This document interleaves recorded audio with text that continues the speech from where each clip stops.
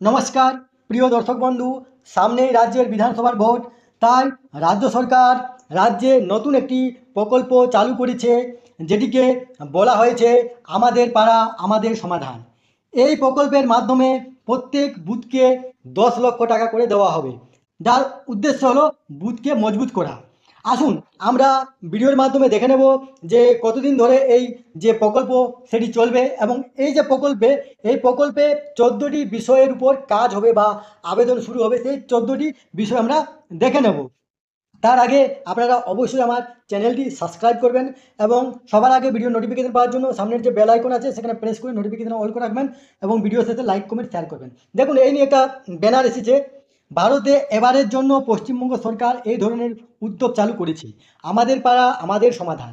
আপনার মতামত, আপনার প্রয়োজন, আপনার সিদ্ধান্ত। প্রতি বুথের জন্য বরাদ্দ 10 লক্ষ টাকা, 80,000 এরও বেশি বুথের সম্পূর্ণ কভারেজ। আপনিই ঠিক করবেন বুথের জন্য বরাদ্দ অর্থ কিভাবে খরচ হবে। বাংলা জুড়ে 27,000-এরও বেশি ক্যাম্প।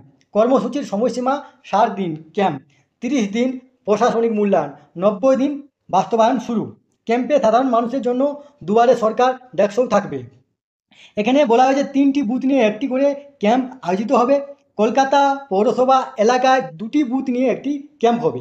কাজের সময়সূচি, বর্তমান অবস্থা এবং অগ্রগতি আপনি দেখতে পারবেন।